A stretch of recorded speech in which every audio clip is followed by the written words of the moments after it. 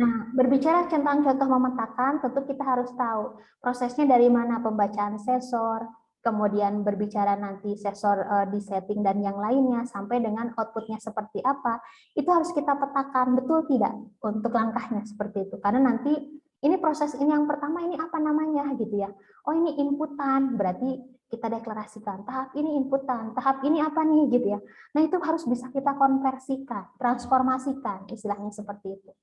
Karena tadi berbicara desain data, tentunya dari awal proses inputan sampai nanti output, di dalamnya ada desain data. Untuk apa? Memodelkan database yang digunakan software. Gitu kan ya? Anda lihat database-nya. Kemudian di dalamnya ada tabel-tabel. Nah, tentunya di sana untuk mendesain datanya. Kalau penggambaran desainnya menggunakan apa? Ada yang menggunakan IR gitu ya. Dan data dictionary atau kamus datanya, gitu kan ya, IRD atau kamus datanya.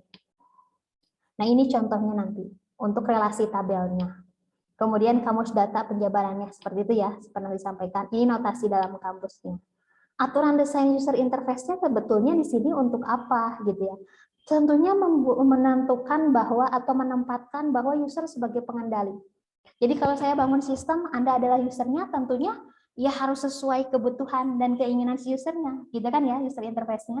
Jadi sebagai pengendali, oh kalau ini akan seperti ini, saya maunya seperti ini gitu. Meminimalkan penggunaan ingatan user, meminimalisir penggunaan ingatan user. Jadi jangan sampai istilahnya user ini berpikir gitu pada saat akan menggunakan sistem Anda. Ini kemana dulu ya? Ini kemana dulu ya? Seperti itu. Anda kan pada saat masuk nih ke mesin ATM, Anda sudah tahu kan, oh ini memasuk tab card-nya di sini, oh nanti transaksinya ini bisa pilih-pilih gitu ya.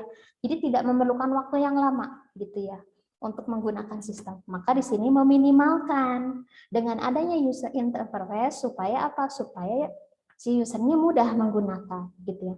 Membuat interface yang konsisten. Jadi jangan sampai kalau nanti buat software beranda warnanya merah, nanti kuning hijau. Makanya warnanya kan Anda belajar IMK, maka nanti oh ini seperti ini. Identitasnya warnanya putih, kemudian ada abu-abu sedikit atau seperti apa, itu memiliki ciri khas masing-masing. Jadi interface-nya akan terlihat. Misalnya itu dari warna, kemudian dari desain, dan yang lainnya seperti itu ya. Kemudian berbicara bagaimana terkait dengan permasalahan desain user interface-nya. Kebanyakan, bagaimana seharusnya user berinteraksi dengan sistem komputer. Banyaknya seperti itu. Jadi pada saat orang akan menggunakan, user akan menggunakan, biasanya agak sulit. Gitu. Ini kemana dulu ya? Gitu ya. Anda mungkin pernah merasakan, oh ini menggunakan sistem ini menggunakan sistem ini. Ini kemana dulu ya? Oh ini loginnya kemana? Oh ini ngambil datanya dari mana? Gitu ya. Nah itu mungkin hal-hal yang sering ditemui gitu ya oleh user. Bagaimana seharusnya informasi dipresentasikan kepada user? Anda mungkin akan bingung pada saat ketemu atau misalnya berhadapan dengan sebuah sistem informasi atau perangkat lunak atau software, tiba-tiba tampilannya tabel gitu ya. Tidak ada tampilan misalnya datanya paragraf dan yang lainnya. Wah ini gimana nih informasinya? Apa yang bisa kita rangkum? Mungkin agak lebih mudah memahami pada saat gambar grafik gitu ya. Oh grafiknya ada warna merah, kuning, hijau. Oh merah ini menandakan ini, hijau ini menandakan ini, kuning menandakan ini. Kemudian dalam bentuk peta gitu kan ya. Oh sebarannya seperti ini. Mungkin akan lebih enak gitu ya untuk berbicara terkait interface. Maka ini yang sering menjadi masalah gitu ya. Dalam apa? Dalam desain user interface. Oke. Kemudian yang selanjutnya berbicara tentang tipe interaksi user dengan sistem. Direct manipulation biasanya langsung. Menu selection, Anda kan bisa pilih menu ya. Oh mau ke sini masuk menu. Form fill in, biasanya ada inputan form gitu ya. Command language, Anda biasanya masuk ke command form dan yang lain. Kalau natural language berarti Anda masuk tuh ke bahasanya gitu ya, bahasa si mesinnya gitu. Nah, itu beberapa tipe dari bagaimana kita mengakses atau berinteraksi gitu ya dengan sistem. Kelebihannya, kekurangannya apa? Tentunya kalau berbicara direct manipulation, ini kan contohnya misalnya video game gitu ya, CAD system. Tentunya berbicaranya adalah ya interaksinya kan langsung, gitu kan ya. Kalau menu selection biasanya di sini lebih Anda pilih menu dulu mau masuk mana seperti itu ya. Kalau form berarti ada inputan, biasanya lebih ke stock control dan yang lainnya gitu ya. Kemudian berbicara command language, nah ini biasanya command prompt kalau Anda ya bisa menggunakan itu.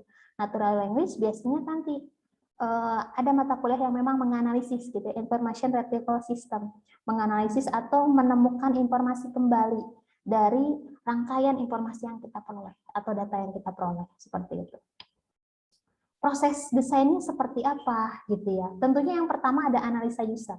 Kita harus tahu kalau mau mengedesain user interface, ini perangkat lunak, ini softwarenya mau digunakan oleh siapa? Oleh anak kecil gitu ya.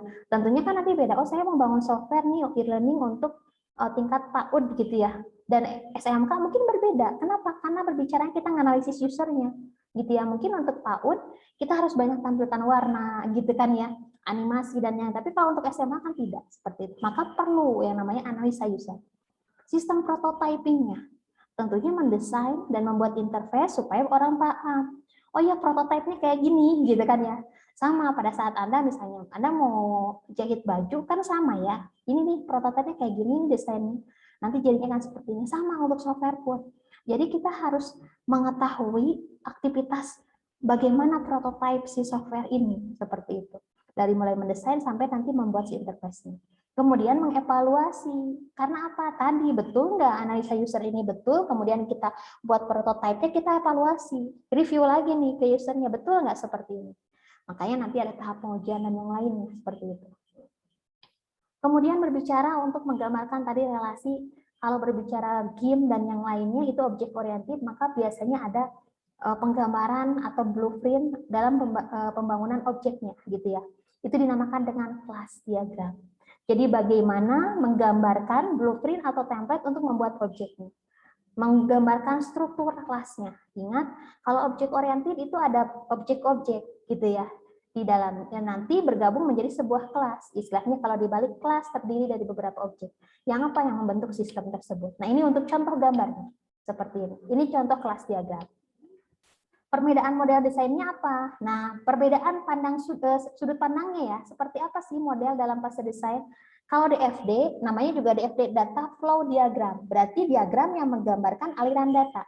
IRD, Entity Relationship Diagram, berarti yang menggambarkan relasi tabel, seperti itu ya, atau tabel di dalam database.